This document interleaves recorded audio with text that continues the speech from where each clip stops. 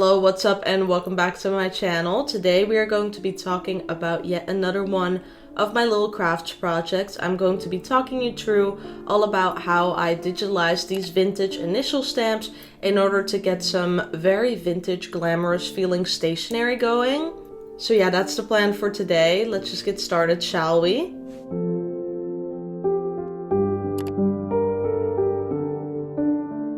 So starting out with the stamps themselves, I picked these up at a little vintage and antique market in Camden Passage in the Islington area of London. There's generally quite a lot of antique and vintage markets here every Wednesday and Saturday, and this specific little stamp stand is there every single Saturday. I asked the guy if there was a story behind the stamps, and he told me that they were used for printing presses a lot of the times, and I believe they make them now specifically as non-printing press stamps as well. So immediately when I saw these stamps, I knew I wanted to make some kind of initial stationery with them because all of my favorite very glamorous femme fatale icons have their own personalized stationery, and I just think that is something that is so sophisticated and glamorous that when I saw these stamps, it seemed like the perfect opportunity for me to make my own stationery with them, which is obviously what I ended up doing. Now, I've personally collected all the available Adobe ACA diplomas in all of their softwares, like they were my own personal infinity stones. And if your university also offers you the chance to do these diplomas and get these diplomas for zero extra fee, I highly recommend that you do that because they're such an asset to your creative kind of tool set. Who just honked? And so if you can get what is basically free training in these softwares, I highly recommend that you do so. That's my one and only tip on all of this and all of life. Overall, the process of digitalizing these stamps really wasn't that complicated. It was arguably harder for me because I had to invent the wheel than it will be for you. I just started out stamping these stamps onto paper just with a regular black ink pad. And because my ink pad was actually running out, I did multiple takes and I figured I would just composite them into one stamp later into Photoshop.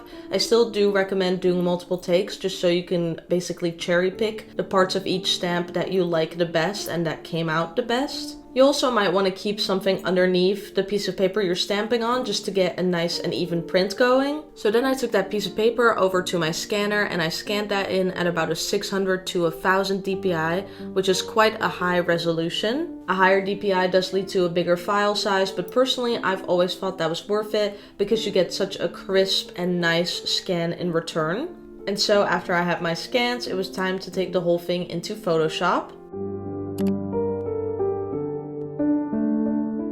I started out just selecting the background with the magic wand and any of the other selection tools available, and then inverting that selection and copy pasting only the actual stamp.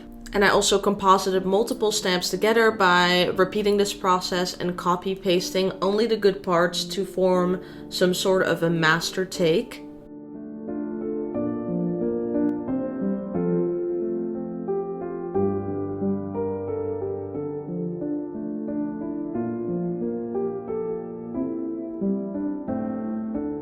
Next came by far the most time consuming part of this whole process because I went on to hand draw in all the gaps in the stamps and fixing up the outline, clarifying the stamp overall, filling in the gaps, and I did all of that by hand. This process took me about 2 hours per stamp, so this was definitely the biggest component of this whole project. I would also like to add that I'm using a lot of non-destructive editing techniques which ensure that I can always go back at any point in this process. So for example, instead of using the eraser tool, which is very hard to undo, I'm using a lot of layer masks and a lot of separate layers backing up all the work that I've done so far.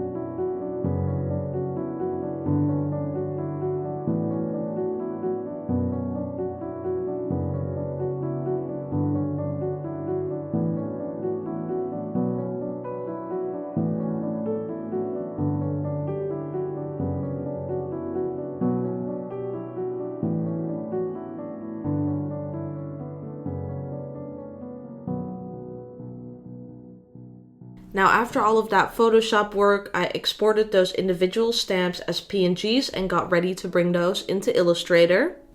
Now Illustrator is where the story gets very technical, so I've kindly written it down for myself. I started by using image trace on both of the initials, just playing around with the settings until I got something that I liked. What this does is it traces your image, which will then make it easier to turn it into a vector.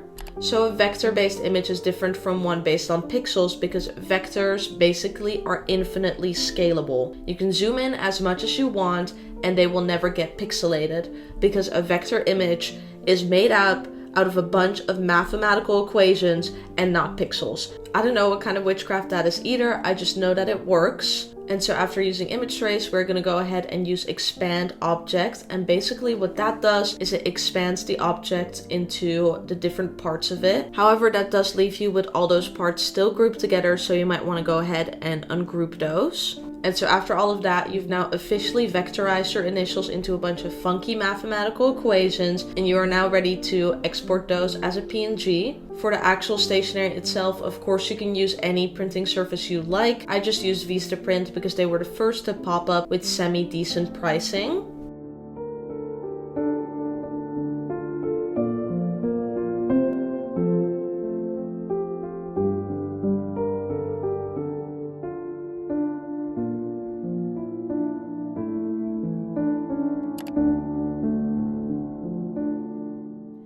And that's how I ended up with my own vintage inspired initial stationery. Personally, I had such a good time doing this project. This is a great idea if you just have a spare day lying around and you just want to do something creative. With that said, that's the end of this video. I hope you enjoyed this video. If you did, don't forget to leave a like, comment, and subscribe, and I will see you in the next video. Bye!